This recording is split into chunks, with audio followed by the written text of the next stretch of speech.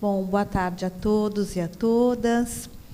Eu vou falar com o microfone na mão, porque o meu tamanho não me permite ficar atrás da mesa. Eu vim de salto já, imaginando coisas assim, mas nem com salto eu fico visível para vocês. É um prazer estar aqui no INES novamente. Queria agradecer muito o convite da comissão organizadora, em nome da Valéria e da Osilene. Estou encantada, assim, na verdade, encantada e chateada ao mesmo tempo. Chateada por não ter podido estar com vocês ontem.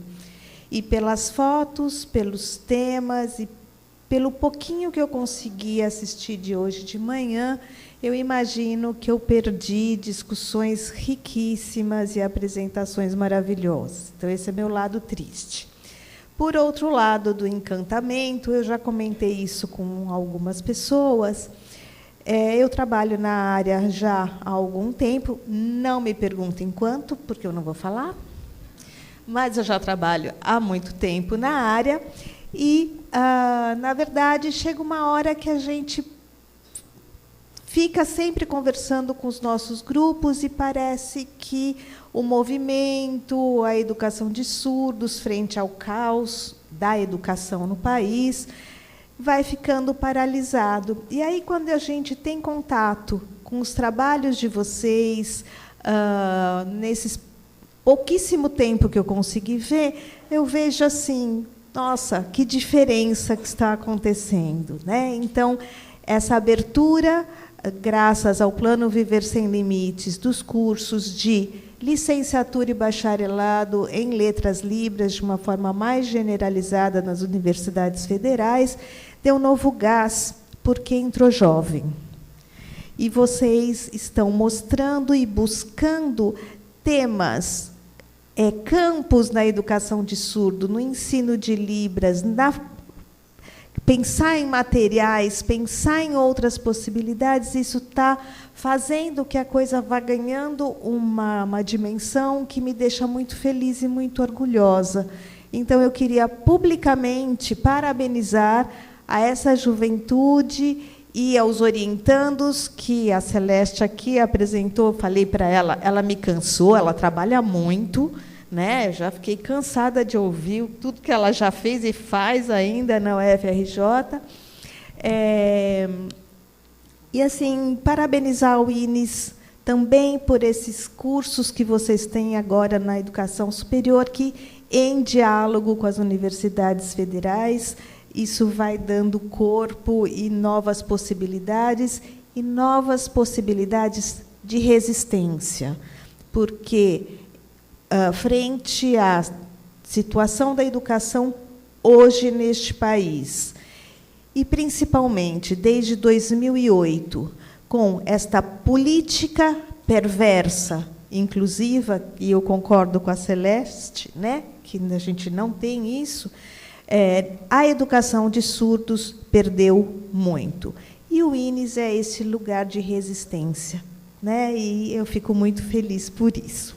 Mas vou parar de falar e vou direto à minha apresentação. Então, na verdade, quando a Valéria e a Osilene me convidaram para falar sobre desafios na formação de profissionais na área da surdez, deu certo pela primeira, já tinha sido convidada em outros anos, deu certo esse ano de eu vir, e eu falei, ok, lindo tema, até eu ter que parar para pensar.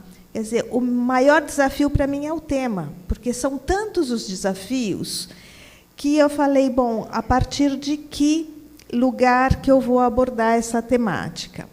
E juro que eu não combinei com a Celeste, mas veja o título que eu dei, Uma Educação Bakhtinianamente Orientada, Desafios também para a Educação de Surdos. Isto quer dizer que muito do que eu vou falar serve para a gente refletir sobre todos os processos educacionais de surdos, de ouvintes, de cegos, de surdos cegos, e a partir de uma perspectiva teórica que vai olhar o humano. Lógico que, pela diferença linguística, Em alguns pontos, eu vou fazer essa aproximação e trabalhar um pouco alguns conceitos, pensando, então, especificamente na criança surda. Bom, eu, desde 2007... Já desde 2000, quando eu entrei no doutorado, eu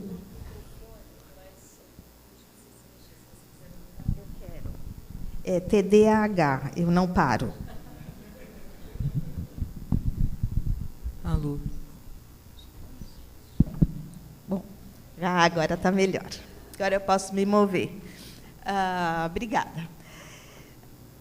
Então, desde 2000, quando eu ingressei no doutorado, eu comecei a namorar e me aprofundar nos estudos da filosofia da linguagem de Mikhail Bakhtin. E, desde então, eu não parei mais de tê-lo como meu referencial teórico para pensar a educação de surdos. Então, seja em trabalhos de campo, junto às secretarias municipais de educação, seja em pesquisas dentro da universidade, seja apenas filosofando, eu estou com Mikhail Bakhtin sempre dialogando.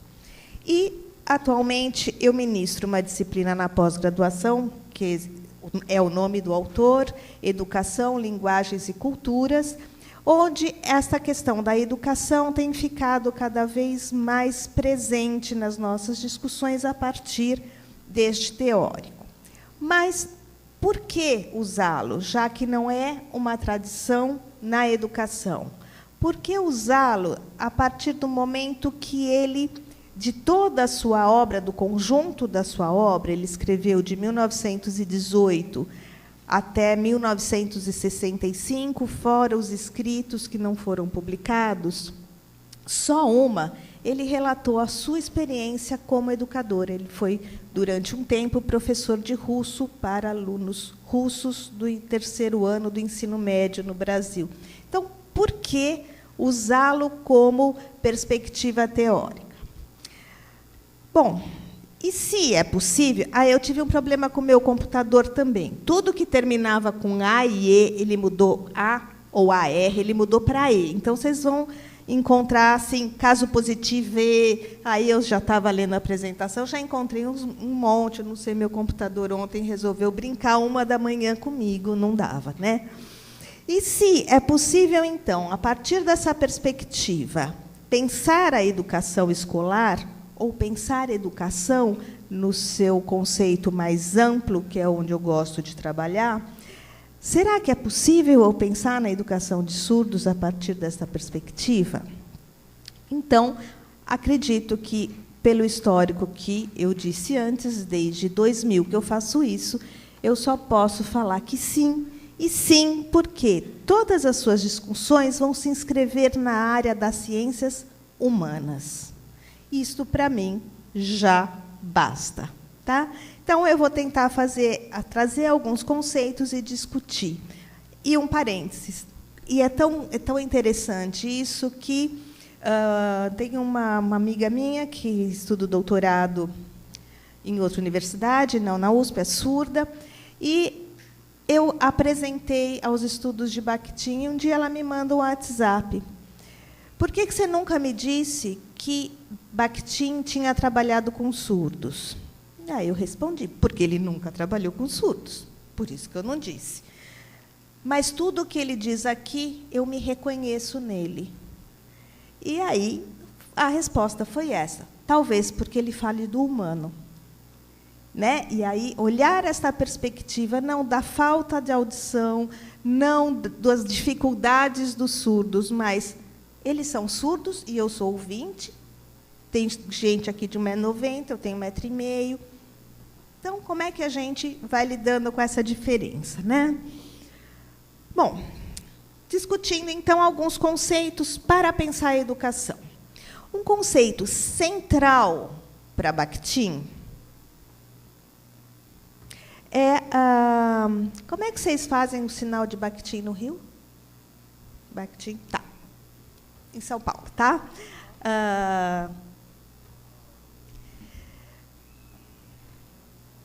O princípio de alteridade é um dos princípios fundantes. A alteridade entendida como o espaço onde se constitui individualidades. Então, todo o processo, toda a filosofia dele, que ele vai trabalhar com uma filosofia moral, de ética, ética que para ele nada mais é do que a minha responsabilidade com o outro e pelo outro, esta é a ética bakhtiniana, eu vou ter este princípio, uma relação que é constitutiva. Eu me constituo pelos olhos dos outros, assim como eu completo e constituo os outros que comigo se relacionam. E esta relação constitutiva ela só vai se dar por meio da linguagem, não há outra maneira. Então, eu começo a pensar nessa relação constitutiva, pensando num bebê. Um bebê ouvinte, filho de pais ouvintes. Um bebê surdo, filho de pais surdos. Um bebê ouvinte, filho de pais surdos. Alguma coisa aproxima esses bebês, né? O que poderia ser? O fato de que, nesses 3 casos, e eu citei 3, a gente poderia pensar em tantos outros, nós nascemos imersos na linguagem. Então, quando a gente nasce, todos esses outros que estão ao meu redor me fazem uma imersão na linguagem, me dão sentidos, me banham de sentidos, sentidos que vão ser responsáveis para eu me significar, significar o outro, significar o mundo, ou seja, para eu ser. Então, são todos esses sentidos que me dão o meu sentido de eu. E, ao mesmo tempo, nessas relações, eu consigo receber carícias, receber sorrisos, ver expressões, ouvir palavras que, no futuro, eu também vou falar. Ou seja, é nesta relação, desde sempre, que eu já começo a me constituir. Nessa relação, eu já respondo a quê? A um projeto de futuro dos outros. Meus pais tinham um projeto para mim, e eu começo a responder a este projeto nesta relação. Bom, o que acontece com uma criança surda, filha de pais ouvintes, que não conhecem os aspectos socioculturais e linguísticos das comunidades surdas? Ele vai receber carícias? Vai. Ele vai ver sorrisos? Vai. Ele vai ver expressões, ele vai ver os lábios da mãe se moverem em direção a eles, mas ele não vai ouvir as palavras que um dia ele poderia falar. Palavras que são aquelas responsáveis pelo sentido da sua existência. A linguagem que ele vai perceber são de palavras fragmentadas e, principalmente, pelo que não é verbal, que também constitui o discurso. E, com isso, ele não tem acesso às próprias histórias que são constitutivas do seu grupo familiar. Bom, por que eu estou falando desta constituição? Porque eu acredito que essa história dos surdos, filhos de ouvintes, pode ser mudada. E pode ser mudada a partir do momento que eu consigo que esses surdos estejam imersos no mundo da linguagem, no mundo da cultura. Nesta relação discursiva com outros surdos, com ouvintes que falam Libras, porém com outros surdos que podem dar novos sentidos e novos posicionamentos ideológicos a partir do lugar que é ser surdo. Eu, como ouvinte, vou dar esta completude no outro surdo falando Libras, mas nunca serei surda e viverei e me falarei deste lugar de ser surdo. E, nisso, a escola começa, então, a aparecer. Se eu tenho já esta não imersão na linguagem na família, onde seria possível que isto acontecesse? Na escola. E falar isso dentro de um INES, para mim, é um privilégio, porque vocês podem fazer essa história. Diferente de falar isso nas outras realidades das crianças que vão para escolas de ouvintes, aos 6 anos de idade, sem nunca ter tido relações com Libras, sem entender o português oral, óbvio, com intérprete, portanto, que fala uma língua que eles não conhecem, e é pedido a esta criança, aprenda. E aprenda, principalmente, o português escrito. Aprenda uma segunda língua sem ter tido uma primeira. E esta maldade, esta violência, a gente faz com as crianças surdas aos 6 anos de idade, porque é a hora que tem a primeira entrada na escola. Então, essa relação com os outros, essa constituição, esse mundo da linguagem, vai se dar aqui.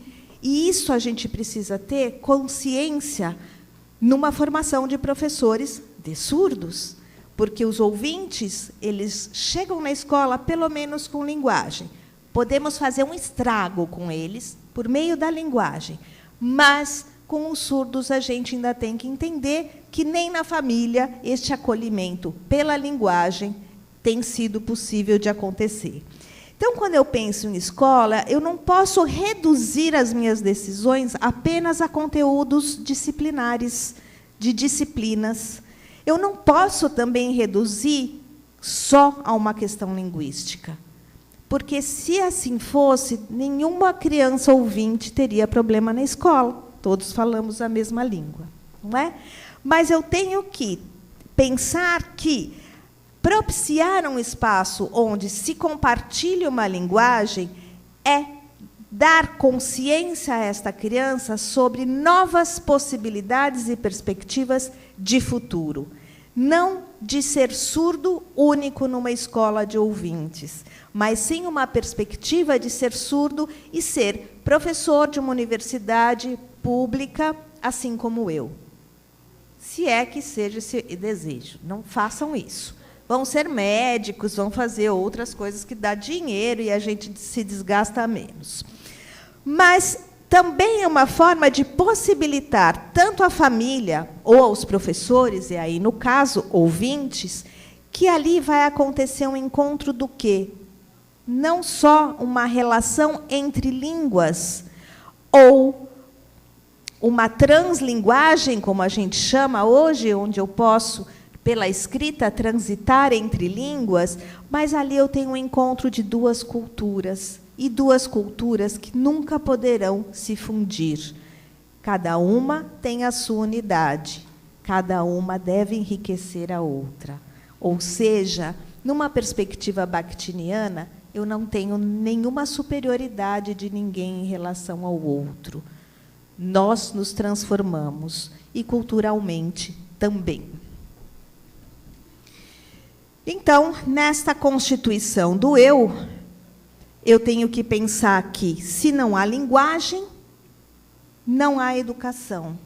Se uma educação sem relação ao outro, também não vai existir. E, além disso, pensar que aí é o estrago que a gente pode fazer com as crianças ouvintes e também com as surdas, que o meu olhar para o meu aluno, ele sempre vem carregado, a minha linguagem sempre vem carregado de acentos valorativos, de entonações avaliativas. E são essas entonações que podem levar um bom aluno a ser paralisado na escola, ou pode levar um aluno com dificuldades a se tornar brilhante na escola. Um professor tem este poder, gente. E dificilmente a gente se dá conta disso. Mas é um incentivo e eu posso transformar a vida de um aluno. E é de novo, eu posso paralisar um aluno. Ou você não sabe, você não fez, você não sabe Libras, eu sei, eu vou te ensinar. Quantas coisas tem nesses discursos que a gente pode, ao mesmo tempo, paralisar e, ao mesmo tempo, levar este sujeito à aprendizagem. E aí pensar, né, a Celeste falou, existe um diferente? Não, pensando nessa relação, um surdo, 40 ouvintes, e a diversidade dos ouvintes. Ninguém aqui aprende do mesmo jeito. Cada um aprende do seu modo. E cabe ao professor, sim, pensar em diferentes maneiras de alcançar o seu projeto de futuro, pedagógico, os seus objetivos. E não precisam ser iguais para todo mundo. Então, gente, uma construção de conhecimento por meio de uma língua partilhada, eu vou ter que considerar, óbvio, a língua, que é responsável pela construção do conhecimento, um professor, que é esse excedente de visão dos seus alunos. Excedente de visão, a gente usa assim o sinal em São Paulo, tá? Não sei aqui se vocês trabalham com esse conceito. Não.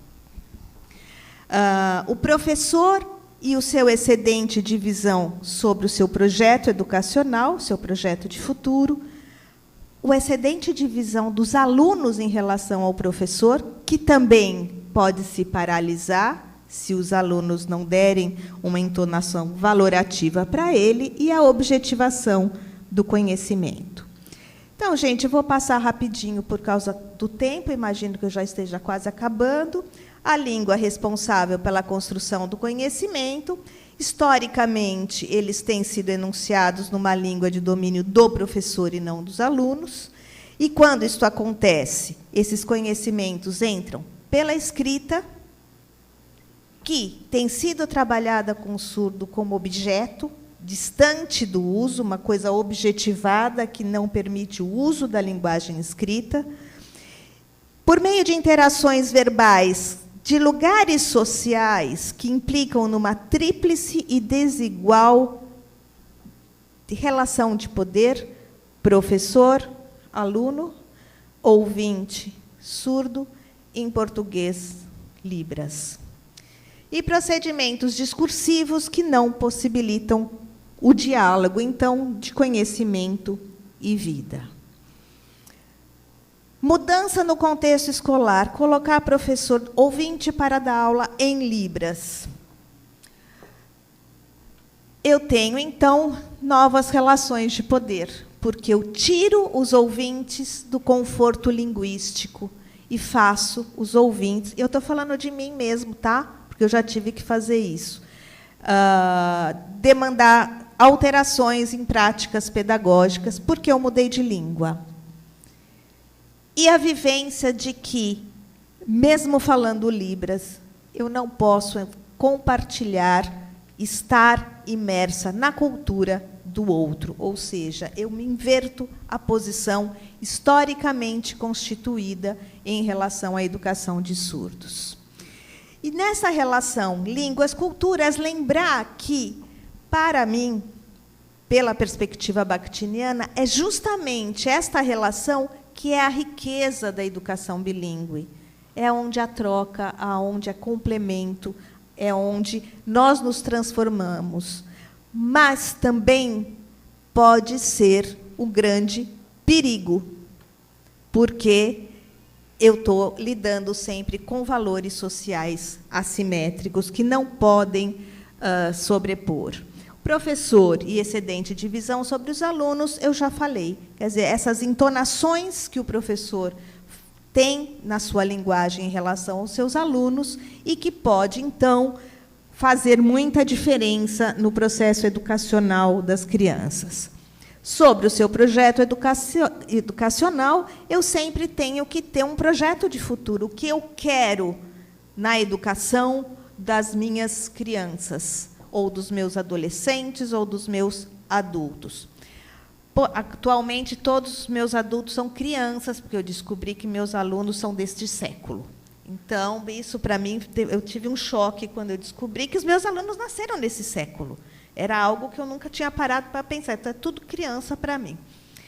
E esse projeto de futuro que deve partir, então, de uma memória do passado. aquilo que eu já fiz e que deu certo, aquilo que eu já fiz e que não deu certo, aquilo que eu já ouvi de experiências passadas e que podem, então, transformar este futuro. Este excedente de visão dos alunos sobre o professor, que nada mais é do que uma aproximação de um professor e saber o que essas crianças sabem, e trazer essa educação a partir dos alunos, dando sempre em vista, seguindo o seu caminho de projeto educacional. E, para finalizar, a objetivação do conhecimento. Então, para Bakhtin, é impensável separar as 3 áreas da cultura humana: ciência, arte e vida. Uma é mutuamente responsável pela outra. Então, esses conhecimentos, essas áreas, elas não podem estar unidas de forma mecânica. Com isso, não existe uma verdade absoluta. Toda a verdade, ela é questionável. E as coisas só fazem sentido quando dialogam com a nossa vida. Então, para ele é muito interessante. Ele dá alguns exemplos, acho que eu nem pus aqui os exemplos, que é essa questão do humano como eixo central dos sentidos. Então, a geografia não sabe o que é longe e o que é perto, o que é aqui, o que é lá. A história não sabe o que é passado, o que é futuro, o que é passado recente. A disciplina não sabe. Quem vai dar valor a esses conhecimentos, o que é longe, o que é perto, o que é passado distante, passado recente, somos nós, somos humanos. E se esses conhecimentos não fazem esse sentido para mim, eles ficam como uma verdade dada pela ciência, sem relação com a verdade da vida. O russo, ele tem 2 palavras para a verdade. E, com isso, dá para você fazer esse jogo entre o que é a verdade, que é transmitida de forma autoritária, sem relação com a verdade da vida. E, no caso dos surdos, então, uma objetivação que passa pelo ensino de língua. Língua que não tem quem fale, língua que passa pela sua gramática, que não tem quem enuncie, não tem contexto, não tem história. Isto é, um conhecimento que é objetivado. E aí, uma mudança de perspectiva, que é questionar este conhecimento acumulado que nós já temos sobre o que é educação bilíngue e onde nós podemos, então, aproximar a educação bilíngue de surdos, distanciar a educação bilíngue de surdos, aproximar e distanciar no sentido de o que a educação bilíngue para surdos também pode transformar estes outros estudos sobre educação bilíngue. E aí a gente pode fazer uma grande viagem desses diferentes contextos bilíngues, mas o que eu ressalto é a necessidade, então, da gente valorizar os discursos da cultura letrada em ambas as línguas, e não em apenas o português. Então, finalizando, uma educação bakhtinianamente orientada seria considerar a relação fundante, eu e outro. E como nós somos, na verdade, nós não somos únicos e nem ocupamos o mesmo lugar na existência, significa que nós somos diversos. Não existe uma língua única, existem diferentes linguagens que constituem a nossa língua, e não existe uma cultura única, uma cultura brasileira. Existem culturas brasileiras, culturas surdas, e que é essa diversidade que a gente deve valorizar em espaço educacional. Planejamento de futuro, excedente de visão, relação conhecimento e vida, mas, em destaque, isso, apesar de tudo isso, uma educação bakhtinianamente orientada para a educação de surdos deve ser uma educação na qual a Libras assuma o seu lugar de direito. Era isso. Muito obrigada. Desculpa ter passado o tempo.